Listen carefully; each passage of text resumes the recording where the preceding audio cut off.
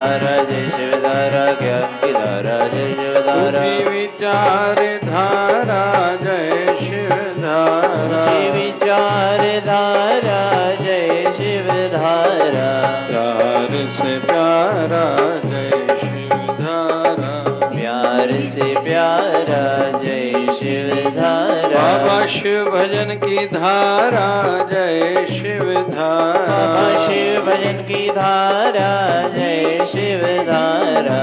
ओम नमो भगवते वासुदेवाय, ओम नमो भगवते वासुदेवाय, ओम नमो भगवते वासुदेवाय, ओम नमो भगवते वासुदेवाय।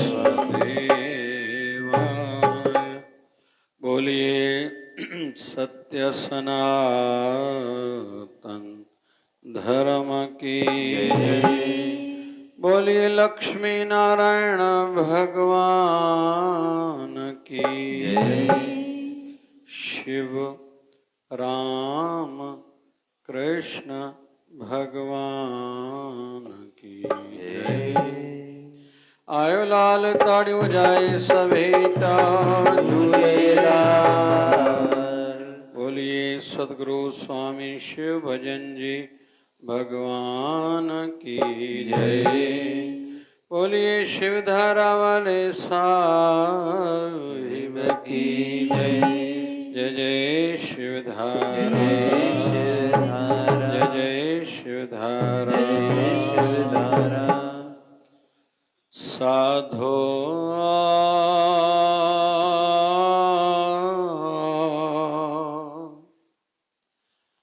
मन का मान त्यागो, साधो मन का मान त्यागो, काम विरोध संगत दुर्जन की, काम विरोध संगत दुर्जन की, तात ऐन भागो, तात ऐन भागो, साधो मन का मान त्यागो, साधो मन का मान त्यागो,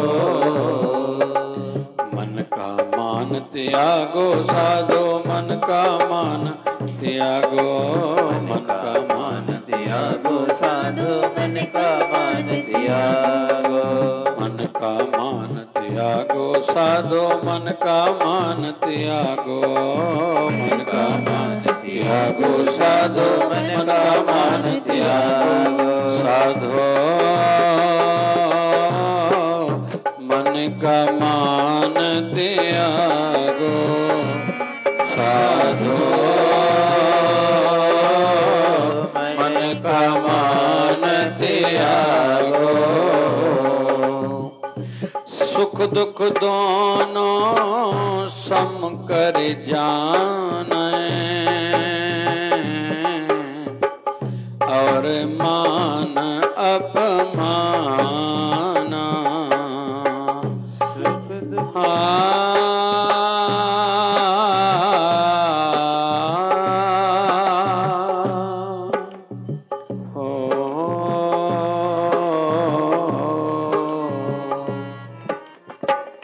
सुख दुख दोनों सम कर जाने, और मान अपमाना, हर कसोगते रहे अतीता, हर कसोगते रहे अतीता, तीन जग तत्व पछाना, साधो मन का मान त्यागो, साधो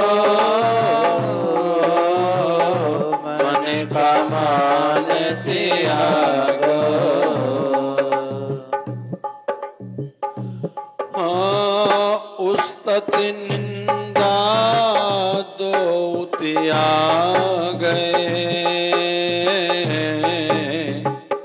खोजै पद निर्वाणा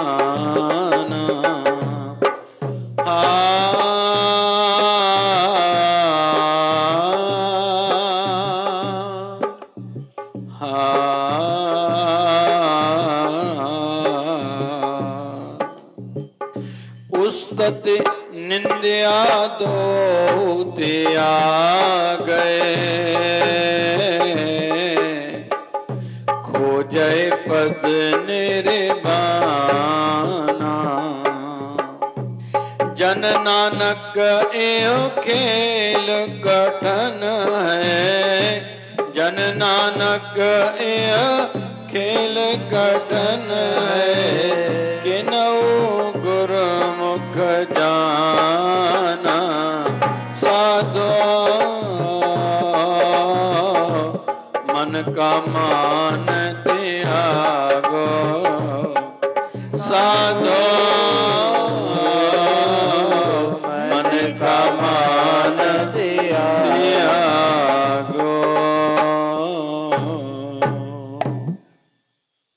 आज हम लोग गुरु तेग बहादुर जी वाणी जी महाराज की वाणी का चिंतन करेंगे। पहले थोड़ा गाएं कि जैसे हमारा मन समझने के लिए कुछ सीखने के लिए तैयार हो और वर्तमान में आ जाए, क्योंकि हमारा मन या तो पास्ट में भूतकाल में घूमता है, इसने ऐसा किया, इसने ऐसा नहीं कहा, इसने ऐसा क्यों खिलाया, इसने ऐसा क्यों नहीं खिलाया था, या तो मुझे कल ये करना है, उसको वो बोलना है, पहले ये करना पड़ेगा, वहां जाना पड़ेगा। हम लोग वर्तमान में जीते ही नहीं हैं। तो अपने वर्तमान में आने के लिए, क्योंकि हमारी 5 ज्ञान इंद्रियां हैं जिनसे ज्ञान मिलता है। एक है आंखें, हम पहचान जाते हैं ये अपना है या पराया है। दूसरा ज्ञान इंद्रिय है कान, ये किसका आवाज सुनाई दे रहा है, ये गुस्से से बात कर रहा है या प्रेम से। तीसरा ज्ञान इंद्रिय हम लोग मानते हैं नाक को, दुर्गंध आ रही है या सुगंध आ रही है। चौथी ज्ञान इंद्रिय हमारी चमड़ी, त्वचा, ठंडी है, गर्मी है आदि। फिर 5वीं ज्ञान इंद्रिय हम लोग मानते हैं जुबान को, खट्टा है, ये मीठा है, ये तीखा है। फिर कर्म इंद्रिय भी है, हमारी जुबान बोलने का भी काम करती है। तो हम आंखों से कुछ देख रहे होते हैं, हमारा मन इधर उधर जा सकता है। कोई पूछता है यहाँ से अमुक व्यक्ति गुजर के गया क्या, बोले मैंने नहीं देखा। क्यों भाई, आपकी आंखें तो खुली हुई थी। हम लोग कहते हैं उस समय मेरा ध्यान दूसरी ओर था। मतलब आंखें खुली हुई हो, हमारा मन इधर उधर जा सकता है। किसी ने कहा भैया अभी इसने क्या कहा, बोले मैंने नहीं सुना। अरे भैया तुम सामने तो थे, बोले मेरा ध्यान इधर उधर था। अरे भाई ये चीज में दुर्गंध है या सुगंध है, बोले पता नहीं। अरे अभी तुम्हारे सामने तो ये आई थी इतनी स्मेल, बोले मेरा ध्यान कहीं और था। अरे ज्यादा गर्मी थी लेकिन मुझे पता ही नहीं चला, लाइट चली गई, नींद आ गई। तो हमारा मन इधर उधर जा सकता है, लेकिन बोलते समय हमारा मन कहीं भी नहीं जाता, वर्तमान में आता है। इसलिए आध्यात्मिक कथा में, सत्संग में कहा जाता है कीर्तन करो या भजन गाओ कि आप पहले तो वर्तमान में आओ तो सही। तो आइए मिलके वाणी का चिंतन करते हैं। पहला ही शब्द है साधो। साधो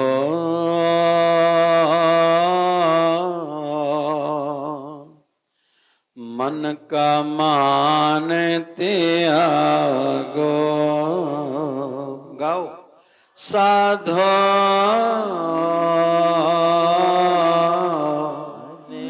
मन का मान त्यागो। शुद्ध आध्यात्मिकता का संदेश देने वाली, सीख देने वाली वाणी है। सबसे पहले शिष्टाचार, साधु करके हमें संबोधित कर रहे हैं गुरु तेग बहादुर जी महाराज। हम कैसे हैं हम सबको पता है। काले मेरे कपड़े एक सूफी संत की वाणी है। काले मेरे कपड़े नस नस में है पाप, लोग कहें दरवेश मुझे, मैं जानूं अपना आप। लोग तो मुझे भला आदमी समझते हैं, लेकिन मैं कैसा हूं ये मुझे पता है। काले मेरे कपड़े नस नस में है पाप, मेरी रोम रोम में पाप भरा हुआ है। लोग कहें दरवेश मुझे, लोग तो भला मानस मुझे कहते हैं, मैं जानूं अपना आप, मुझे पता है मैं कैसा हूं। पहले तो हम कैसे हैं खुद को पता है, दूसरा हमारे गुरुदेव परमात्मा को पता है, तीसरा हमारे घर वालों को पता है हम कैसे हैं। घर का सर्टिफिकेट जिसको मिल गया ना, लगभग उसको अपने गुरुदेव का सर्टिफिकेट भी मिलेगा ही। लेकिन स्वार्थ के कारण घर वाले सर्टिफिकेट न दें, हमारे अच्छे स्वभाव को देख के घर वाले सर्टिफिकेट दें। और पुरुष की सक्सेसनेस इस बात पर है, मर्द तब कामयाब है उसकी पत्नी कहे मेरा मर्द बहुत अच्छा है। और संतान के संदर्भ में हम कैसे समझें कि हम ठीक हैं, कि हमारी संतान से पूछा जाए तुम बड़े होके क्या बनोगे, तो वो किसी एक्टर का सबसे पहले आजकल की जो न्यू जनरेशन फोटो रखते, मुझे इस एक्टर के जैसे, इस क्रिकेटर के जैसे बनना है। फिर थोड़ा अलग किसी, आजकल जो सोशल मीडिया का जमाना है, मुझे इसके जैसे बनना है, उसके जैसे बनना है। सक्सेस व्यक्ति वह है जो बेटा कहे अपने पिता का भी सामने फोटो रखे मुझे इनके जैसा बनना है। और फिर हमारे जो कर्मचारी हैं, सहयोगी हैं, कमजोर, जो हमारे पर आधारित हैं, जिनके आश्रयदाता हम हैं, हमारे घर में, दुकान में, ऑफिस में जो काम करने वाले कर्मचारी हैं, वो कहें हमारे बाबूजी बहुत अच्छे हैं, ये सर्टिफिकेट मिला, तो लगभग हम ठीक पथ पर, ठीक रास्ते पर आगे बढ़ रहे हैं। तो यहां गुरु तेग बहादुर जी महाराज शुरुआत में कह रहे हैं, साधो, आप साधु हो भाई, क्योंकि आप भली जगह पर, अच्छी जगह पर आए हो, तो कहीं तो भी आपके अंदर में कुछ तो अच्छाई थी, कुछ तो पुण्य कर्म इकट्ठे हुए थे, जो हरि की शरण में बैठने का, हरि के दर पर आने का आपको अवसर मिला, एक अंदर में खिंचाव उत्पन्न हुआ। साधो, एक बात और कहूं, जैसे हमारे लाल बहादुर शास्त्री जी ने कहा था, जय जवान जय किसान, जय जवान जय किसान, तो ये केवल शब्द नहीं है, ये अनुभूतियां हैं। और हम सब जानते हैं, तुम मुझे खून दो मैं तुझे आजादी दूंगा, किसने कहा था जी? सुभाष चंद्र बोस जी ने। ये शब्द नहीं है, ये तो हम तो रोज ही कुछ पूरा दिन बोलते रहते हैं। हमारी वाणी में क्यों नहीं ये शब्द, ऐसा कोई सामने क्यों नहीं आता कि हमारी पहचान बन जाए? नहीं आ रहा, क्यों? हमारी अनुभवी वाणी नहीं है उतनी, उनकी अनुभवी वाणी थी, प्रभाव था, शक्ति थी वाणी में, युगों युगों तक वाणियां गूंजती रहती हैं। हमारे नागपुर के संत हुए बाबा गोविंद राम जी, वो कहते थे, फलो फूलो पर भूलो मत। क्या कहते थे? एक बार और कहो, फलो फूलो और भूलो मत। शिव ट्रेवल्स पर बहुत से समय तक ये वाक्य लिखा रहता था, क्योंकि कहीं तो भी जो पहले मालक थे शिव ट्रेवल्स के, उनके शायद अनुयायी होंगे, ऐसा मुझे पता है थोड़ा बहुत। तो संतों की वाणियों में प्रभाव क्यों है? क्योंकि वो अनुभवी, महापुरुषों की वाणियों में क्या है, वो उनकी अनुभवी वाणी है। तो जिसकी भी हम वाणी गाएं, भजन गाएं, जब तक वैसा भाव नहीं भरेंगे ना उस वाणी से हमें और हम, हमारे माध्यम से जिनको वाणी वो सुनने का सौभाग्य प्राप्त हो रहा है, उतना प्रभाव नहीं पड़ेगा।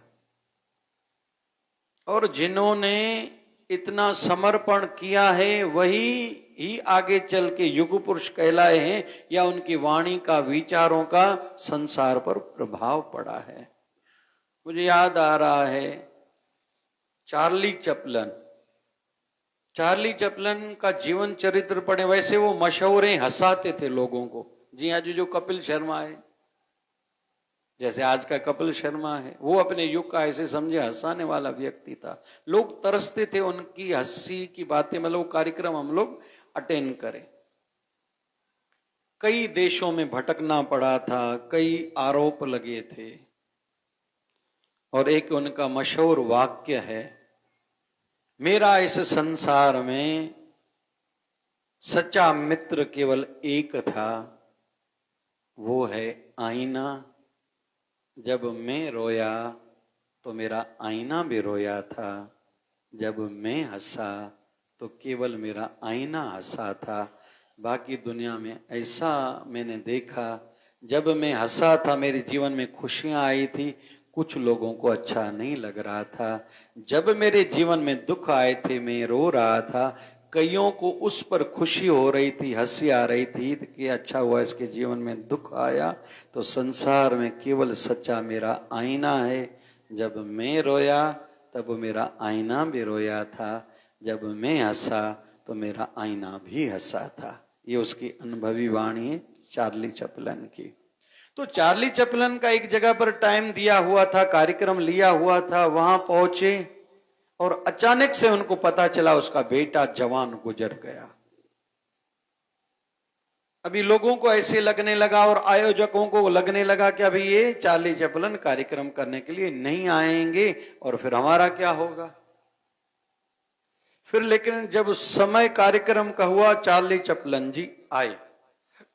फिर एक पत्रकार ने कार्यक्रम के बाद उनसे इंटरव्यू लिया कि ये बात सत्य है कि आपका जवान बेटा गुजरा है। बोले हाँ गुजरा है, मर गया मेरा जवान बेटा, मन में पीड़ा है बहुत। बोले फिर तो सबको लग रहा था आप कार्यक्रम के लिए नहीं आएंगे, और ये ऑथेंटिक कारण था, आप नहीं आते थे, कोई दुख नहीं करता था क्योंकि आपका जवान बेटा गुजर गया। तो चार्ली चैपलन ने कहा कि मेरे मन में भी ये विचार आया था, जवान बेटा गुजरा है, मैं लोगों को हंसाने के लिए जाऊं। फिर लेकिन मन में आया ये मेरा व्यक्तिगत दुख है। बहुत लोग कई समय से टिकट लेके मुझ में आशा रखते होंगे वो घड़ी आएगी, चार्ली चैपलन आएगा और हमें हंसाएगा, थोड़ी देर के लिए हम अपने दुख भूल जाएंगे।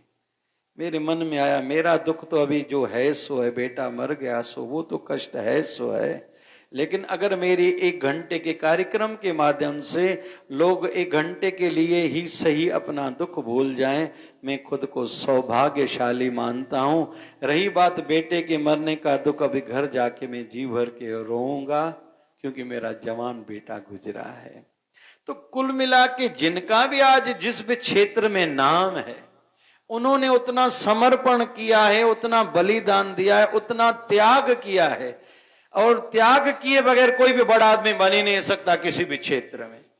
अभी इन दिनों में बहुत से बच्चे मिलने आते हैं, कौन से स्टैंडर्ड में हो, 12th में हो, क्या बनना है, डॉक्टर बनना है, क्या करना है, सीए बनना है, मोबाइल छोड़नी पड़ेगी, कर सकते हो, हाँ तो बन सकते हो। केवल पढ़ना पड़ेगा, ऐसा कर सकते हो, हाँ कर सकते हैं तो बन सकते हो।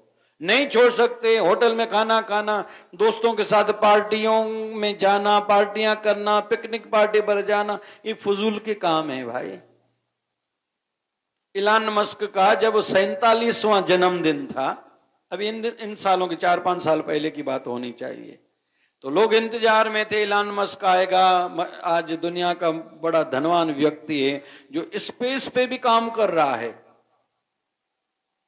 जहां नासा काम कर रही है उसकी तुलना में जो स्पेस में ऊपर के क्षेत्र में भी जो काम कर रहा है इलान मस्क, बड़ा आदमी है। तो उसका बर्थडे हम बुके दे के उनको बधाइयां देंगे। अजय असा जो प्यारे श्रीचंद भाई तेजवाणी जो भी जन्मदिन है उनकी ताड़ी आवासा स्वागत करेंगे भाई, वाधाई। तो सबने ऐसा सोचा कि आज इनका जन्मदिन है, आज इनको बधाई देंगे, सब लोग इकट्ठे हुए, लेकिन ये आए ही नहीं। दूसरे दिन आए, ऑफिस में जहां व्यवस्था थी, तो लोगों ने कहा कि हम तो आपका इंतजार कर रहे थे कि आपका जन्मदिन कुछ विशेष करेंगे। बोले मैं भी इसी कार्य में लगा हुआ था, ये मेरा 47वां जन्मदिन, कुछ विशेष होना चाहिए। बोले फिर आपने क्या किया? बोले मैंने रिकॉर्ड खुद का बनाना चाहा कि आज मेरा बर्थडे है, मैं खुद को गिफ्ट ये दूंगा कि आज 24 घंटे काम करूंगा। और मैंने 24 घंटे काम किए, बस मेरा जन्मदिन खास हो गया। बुक्के लेने से, देने से, लोगों से मिलने से खास कुछ नहीं होता, ये बातें हैं केवल। तो दुनिया में जिनका भी नाम है उन्होंने कुछ न कुछ त्यागा है। दूसरे साइंटिस्ट का एक मुझे उदाहरण याद आ रहा है, थॉमस एडिसन, बर्थडे था, तो प्रयोगशाला में, लेबोरेटरी में रिसर्च कर रहे थे। पत्नी ने आके कहा कि लोग मिलने आए हैं। बोले फिर मैं क्या करूं? बोले आपको बधाई देने आए हैं। बोले फिर मैं क्या करूं? बोले चलो मिलो ना। तो पतलून नीचे पहनी हुई थी, पुराना एक मैला सा कुर्ता पहना हुआ था। तो पत्नी ने कहा बाहर बड़े लोग आए हैं मिलने के लिए। बोले फिर? बोले कपड़े तो अच्छे पहनो। तो ऐसे अचानक ही, मतलब व्यस्त था अपने काम में। बोले मुझसे मिलने आए या मेरे कपड़ों से मिलने आए हैं? अगर कपड़ों से मिलने आए तो मेरी अलमारी से कपड़े निकाल के उनको दिखाओ, अगर मुझसे मिलने आए तो कपड़ों को देखेंगे। तो पत्नी ने कहा नहीं कोट तो पहनो। कोट पहना। फिर पत्नी ने कहा नीचे पतलून तो देखो। अरे भैया मेरी वही बात है, मुझसे मिलने आए या कपड़ों से मिलने आए? कपड़ों से मिलने आए तो कपड़े मुझे उनको, मेरे कपड़े उनको दिखाओ, वहां से मिलके चले जाए। अगर मुझसे मिलने आए तो मुझे ये समय खराब नहीं करना कि मैं पेंट पहनने में अपना समय खराब करूं। जल्दी करो, 1 मिनट उनसे मिलना है, फिर से मैं अपने रिसर्च में लग जाऊंगा। अभी आध्यात्मिक उदाहरण लेता हूं। हमारे महाराष्ट्र के वारकरी संप्रदाय के संत तुकाराम जी महाराज। तुकाराम जी महाराज एक दिन कीर्तन कर रहे थे, लोगों को अच्छा लगा। एक व्यक्ति जो सेठ था, उसके मन में आया संत तुकाराम तो सादे कपड़े पहनता है, इसके लिए ऐसे करता हूं, संतों के लिए एक जैकेट बनाता हूं। तो संतों के लिए सत्संग पूरी हुई, बाहर से जैकेट लेके आया और संतों को कहा कि ये आप पहनना, और कल मैं आऊंगा सत्संग कीर्तन में आपके में, आप ये पहन के आना। तो संत तुकाराम जी आए, अपने कीर्तन में बैठे, जैकेट पहनी लेकिन उल्टी पहनी। उसने बखमल की जैकेट बनाई थी। तो सेठ आया, कहने लगा संत तुकाराम जी महाराज को आपने जैकेट पहनी? बोले हाँ। बोले महाराज जी लेकिन आपने तो उल्टी पहनी है। बोले नहीं मैं सुख ले रहा हूं। बोले काहे का? बोले तुमने बखमल की बनाई है ना, तो बखमल अक्सर लोग बाहर से कर रखते हैं, तो बखमल का सुख तो नहीं मिलेगा। अंदर से बखमल मैंने लिया है, जैसे मैं सुख तो लूं, आनंद तो लूं ना। बोले महाराज जी क्या कर रहे हो? बोले आपके जैसे हमारी वृत्ति थोड़ी है, बखमल के महंगे कपड़े पहनेंगे तो हमें खुशी होगी, हमें उल्टा खराब लग रहा है, भैया उतार दो, क्योंकि हमारे इन कपड़ों में कोई रुचि नहीं है। कुल मिला के जिस भी क्षेत्र में हम लोग देखेंगे, जिस भी क्षेत्र में देखेंगे, जिन्होंने कुछ त्यागा है वही बड़े आदमी बने हैं। अभी आपको लेके चलता हूं वेस्ट बंगाल में। वहां एक महान हस्ती हुई है, ईश्वर चंद्र विद्यासागर।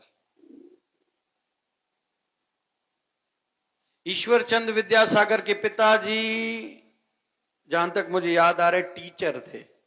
50 रुपए इनकम थी, पूरा घर में चलाना रहता था। ईश्वर चंद्र विद्यासागर ने पिताजी को कहा मुझे पढ़ना है। शायद 5 रुपए थी, जहां तक मुझे याद है। उनके पिता की इनकम, मतलब जो तनख्वाह मिलती थी, 5 रुपए। पिता को कहा मुझे पढ़ाओ बेटा, मैं नहीं पढ़ा सकता, तुम लोगों को रोटी तो खिलाऊं। नाइट स्कूल्स उस समय वेस्ट बंगाल में चलते थे। कहीं तो भी इधर उधर से व्यवस्था करके इन्होंने पढ़ाई की, धीरे धीरे ग्रेजुएशन की। इनकी खुद की नौकरी लग गई, 50 रुपए इनकम हुई। इन्होंने कहा कि हमारा घर थोड़े पैसे में चलता है, थोड़ा पैसा घर दूंगा, बाकी पैसे फिर लोगों के पास गए कि भैया आपके घर में कितने रूम है? बोले 4। बोले 1 रूम मुझे दे दो। वहां फिर उन गरीबों के बच्चों को पढ़ाना शुरू किया जिनके बच्चे पढ़ नहीं सकते थे, उनके मां बाप नहीं पढ़ा सकते थे, या बच्चे काम करते थे। धीरे धीरे ऐसे कई स्कूल स्थापित किए, चलाने लगे, लेकिन खुद की पढ़ाई भी चालू रखी। आगे चल के इनकी फिर पेमेंट, जो तनख्वाह थी, 500 रुपए हो गई, लेकिन इन्होंने फिर भी अपना खर्चा नहीं बढ़ाया। उसके बदले में और ज्यादा स्कूल्स खोले, ज्यादा से ज्यादा लोग पढ़ाई करें। फिर उस समय वेस्ट बंगाल में बाल विवाह बहुत होता था, उसके खिलाफ बहुत काम किया। फिर बहु विवाह होता था, उसके खिलाफ बहुत काम किया। और यहां तक एक बहुत उनकी बात मुझे अच्छी लगती है, ध्यान से सुनना। एक दिन किसी ने आके बताया ईश्वर चंद्र विद्यासागर को, कल एक शाम को व्यक्ति आपके दरवाजा बंद देख के, आपके दरवाजे को बंद अंदर जैसे देखा वो लौट के चला गया, वो बेचारा किसी काम से आया था।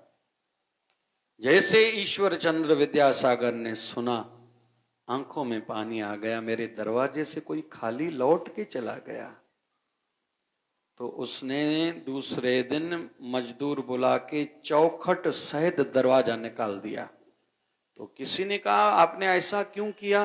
बोले अगर चौखट रहती थी तो आज नहीं तो कल फिर से पल्ले दरवाजे लगने वाले थे, अगर दरवाजे फिर से लगते थे तो आज नहीं तो कल कुंडी अंदर से लगने वाली थी, आज नहीं तो कल अगर कुंडी अंदर से लगती थी तो कभी न कभी फिर से दरवाजा अंदर से बंद होता था। अगर भगवान न करे किसी दिन अंदर से फिर से दरवाजा बंद हो, मेरे दर से कोई सवाली, कोई दुखी ऐसे निराश होके जाए, मुझे ये पसंद नहीं है। इसलिए आज के बाद मेरा घर जहां भी बनेगा चौखट भी वहां नहीं रहेगी। बजाओ ना भाई, जोर से बजाओ, और जोर से बजाओ, शाबाश शाबाश। तो जिन्होंने कुछ त्यागा है अपने क्षेत्र में, उनका ही नाम हुआ करता है, वही संसार में इतिहास रचते हैं। इतिहास पढ़ने वाले बहुत रहते हैं, इतिहास रचने वाले ऐसे होते हैं, वो ज्यादा इतिहास पढ़ते नहीं है, बस वो काम पर फोकस्ड करते हैं। तो यहां हमें गुरु तेग बहादुर जी महाराज संबोधित कर रहे हैं, साधो, हम लोग साधु हैं।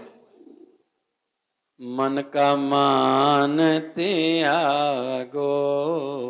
अरे भैया आप जो बोलते हो ना, मेरे मन में जो आएगा मैं वो करूंगा, वो छोड़ दो। मन हमारा है बालक की भांति, उसको जो दिखाएंगे उसको वही अच्छा लगेगा। हमारे समाज में देखा जाता है, पिताजी टू व्हीलर पर दुकान से आए, पहला काम है बच्चे को बाहर हवा खिला के आओ, आइसक्रीम लेके दो। तो बच्चे की आदत बढ़ गई, अभी रोज बच्चे को आइसक्रीम चाहिए, जिस दिन नहीं खिलाओगे बच्चा रोता है, क्योंकि आपने आदत डाली है।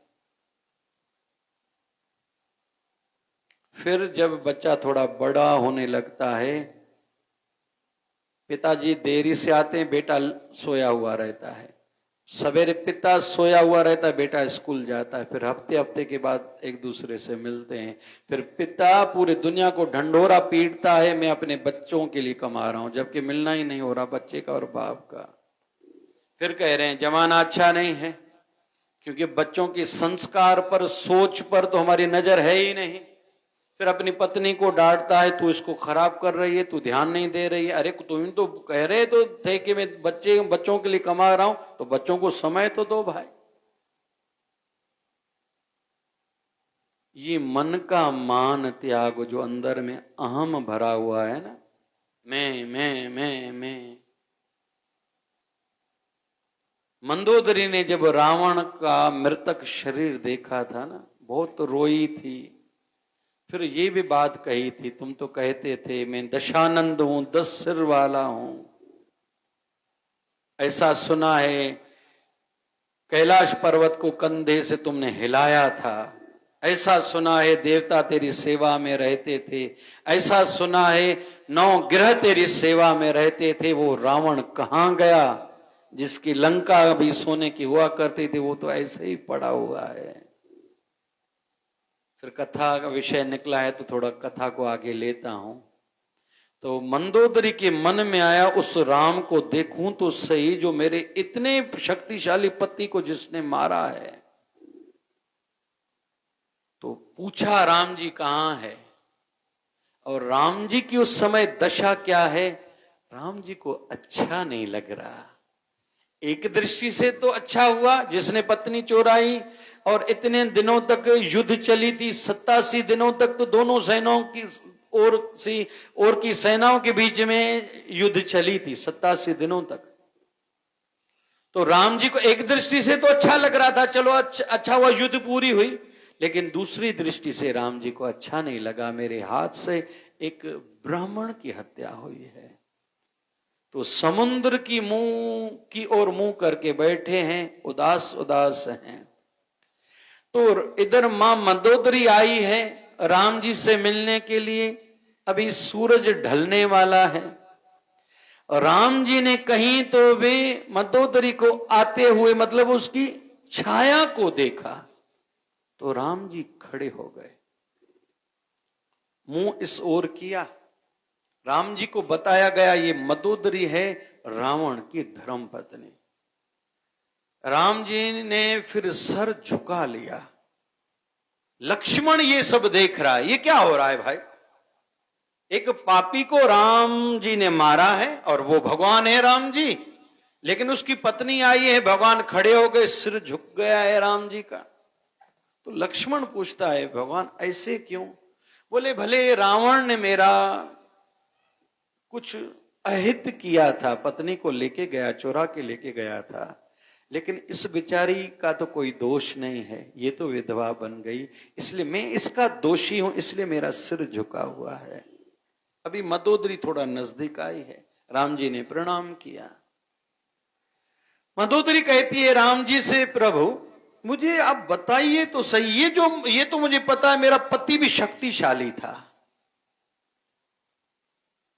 लेकिन उसकी मृत्यु हुई, ये मन में एक संशय भी था, सवाल भी था, लेकिन आपको देखते ही मेरे संशय का समाधान हो गया और मेरे सवाल का जवाब भी मिल गया। तो उनसे पूछा गया क्या जवाब मिला? बोले एक मेरा पति था जिसको मुझ जैसी सुंदर स्त्री होते हुए भी, इतनी सारी स्त्रियां होते हुए भी पराई स्त्री पर बुरी नजर उसने डाली थी, एक मेरा पति था।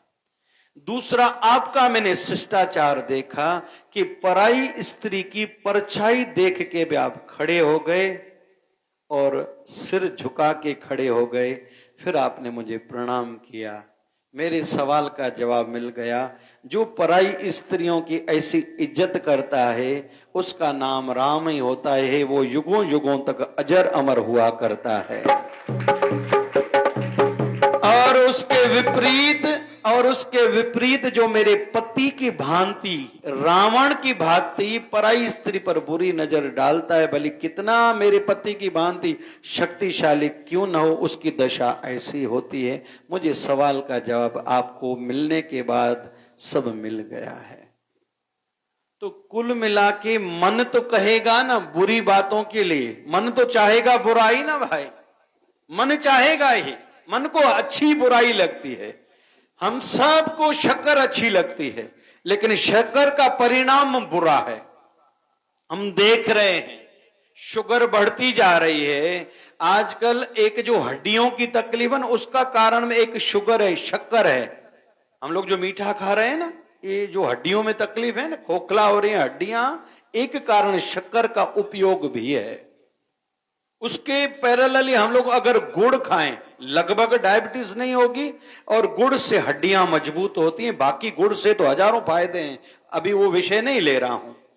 गुड़ से बड़े में बड़ा फायदा है, शुगर नहीं होगी, हड्डियां मजबूत होंगी, कफ नहीं होगा, कफ है तो ठीक हो जाएगा, पेट की बीमारियां नहीं होंगी तो धीरे धीरे ठीक हो जाएंगी।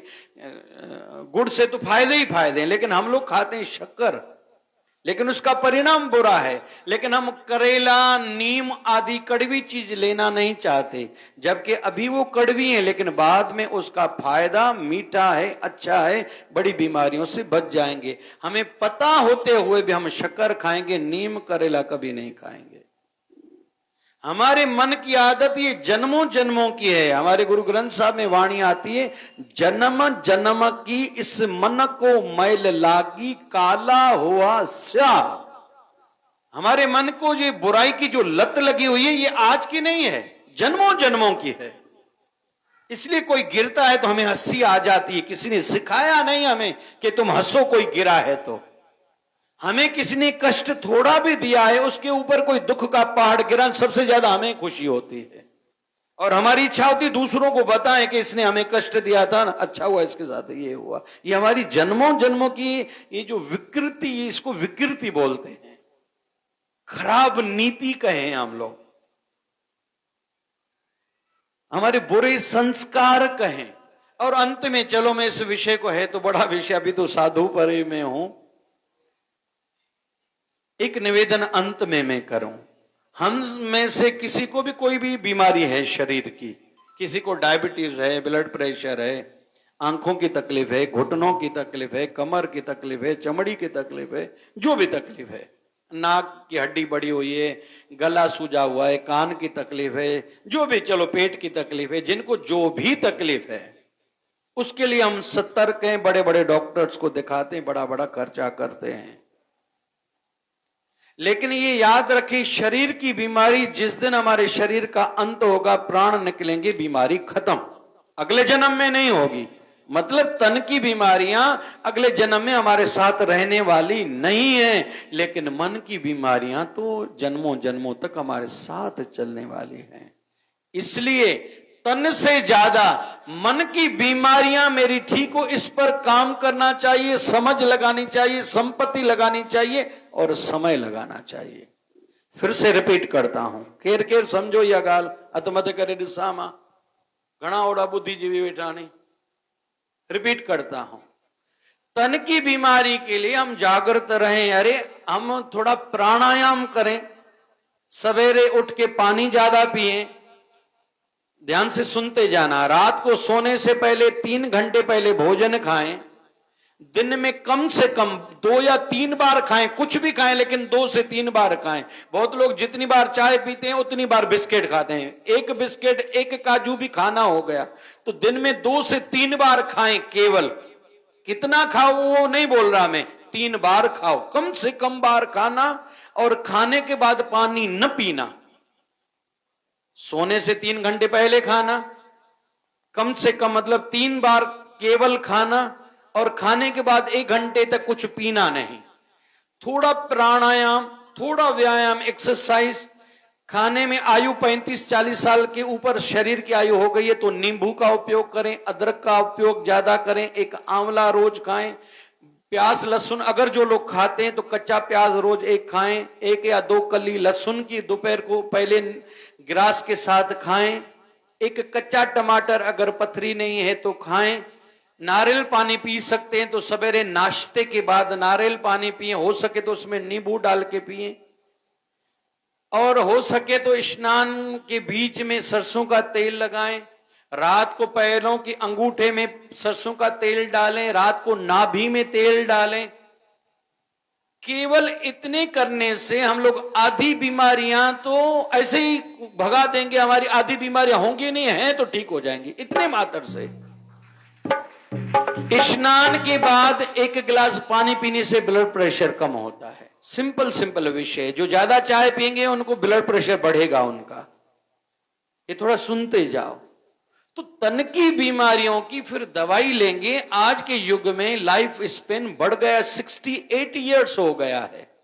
कोई जमाना था 28 इयर्स तक लाइफ स्पेन माना गया था, लोग मरते जा रहे थे।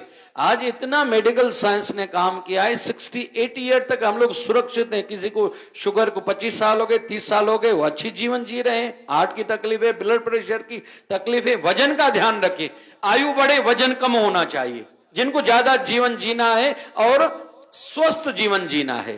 तो तन की बीमारी के लिए हम लोग करें, लेकिन उससे ज्यादा चिंतित भी हों, काम भी करें, समय भी लगाएं, समझ भी लगाएं, संपत्ति पैसा भी लगाएं कि हमारा मन ठीक हो, उसकी बीमारियां टलें।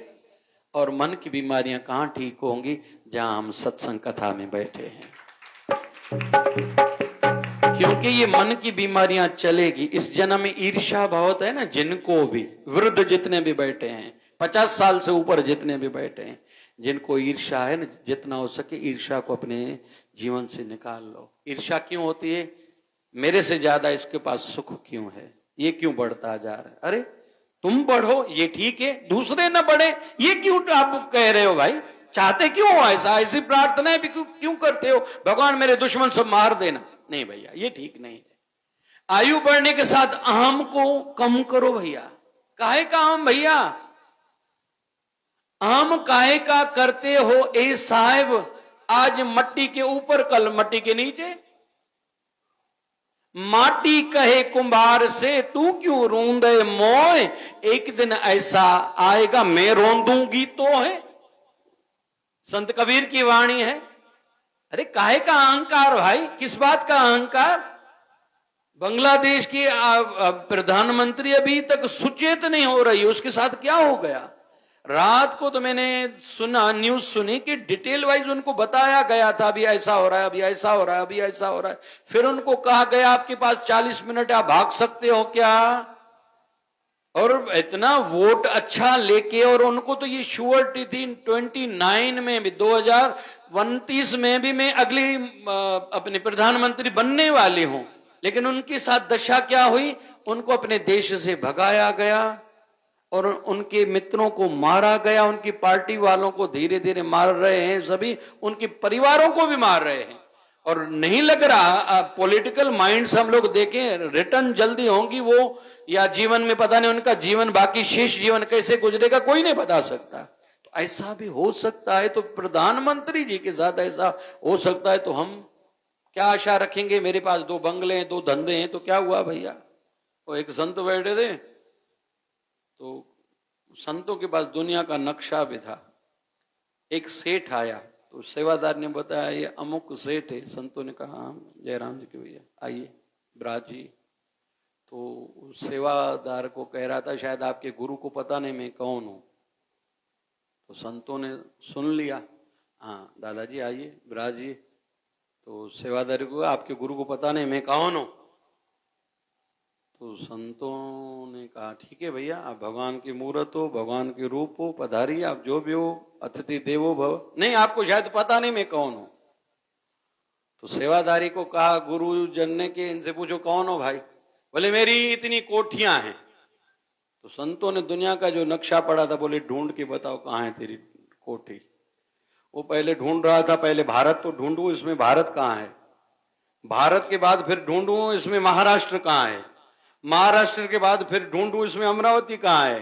फिर अमरावती में ढूंढू इसमें यहाँ विजिलेंट सिटीलैंड कहाँ है। फिर अपना दुकान ढूंढू ना। तो उसने कहा ये तो, इसमें तो मेरा नगर भी दिखाई नहीं दे रहा, मेरा प्रांत भी नहीं है, मेरा केवल छोटा सा देश है। फिर बोले काहे का अहंकार? बोले मुझसे गलती हो गई। इसलिए अहंकार काहे का भाई? प्रैक्टिकलवादी बनो, काम करो, बढ़ते जाओ, दूसरों को भी आगे बढ़ाते जाओ। ज्योति से ज्योति जगाते चलो,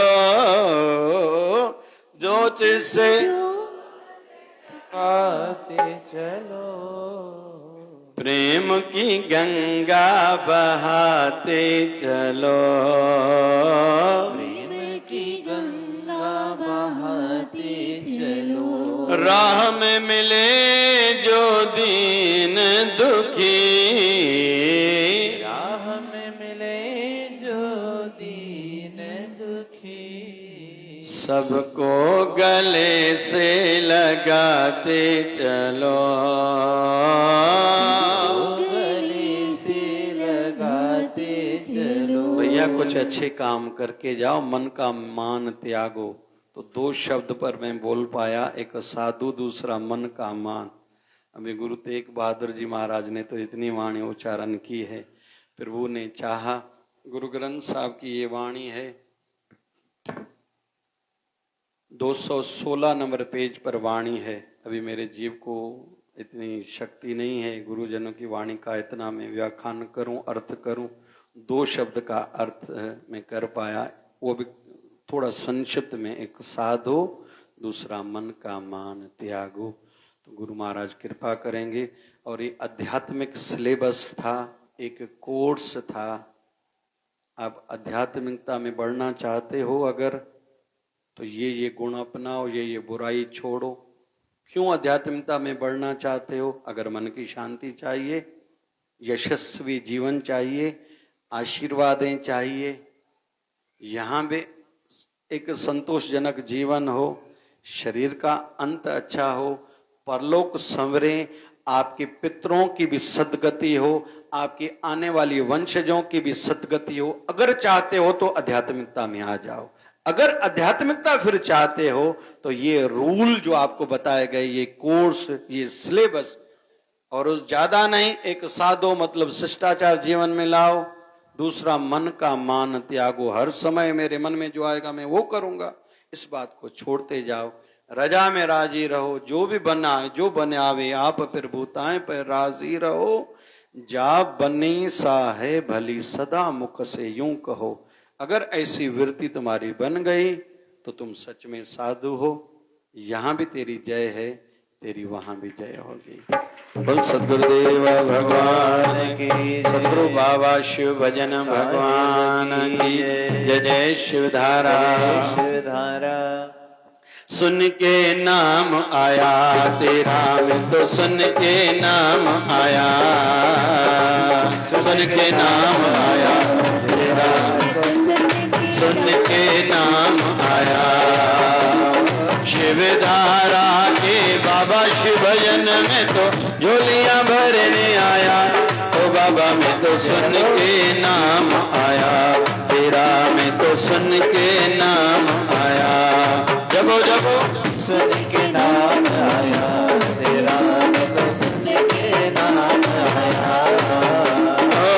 कोई कहता बाबा ने मुझे धन दिया, कोई कहता बाबा ने मुझे धन दिया। किसी का दर पे आने से दुख कट गया, किसी का दर पे आने से दुख कट गया। किसी का सत्संग सुनने से शंका समाधान हुआ। ओ बाबा मैं तो, ओ बाबा मैं तो, ओ सुन के नाम आया तेरा, मैं तो सुन के नाम आया। के नाम आया तेरा, मैं तो सुन के नाम आया। शिवधारा के बाबा शिव भजन में तो झोलियां भरने आया। ओ बाबा मैं तो, ओ बाबा मैं तो, ओ बाबा मैं तो सुन के नाम आया तेरा, मैं तो सुन के नाम आया। सुन के नाम आया तेरा, मैं तो सुन के नाम आया। अरे जोत जलण जी जग जगाईंदा थींदा माला मां, जगे जगंदा थींदा माला मां। मुंहिंजे लालण जा जाती चओ जबे झूलेलाल, मुंहिंजे लालण जा जाती चओ सभई झूलेलाल। झूले झूलेलाल साईं, झूले झूलेलाल चओ, झूले झूलेलाल साईं, झूले झूलेलाल। मटन वारो झूलेलाल, खिंडन वारो झूलेलाल, मटन वारो झूलेलाल, खिंडन वारो झूलेलाल।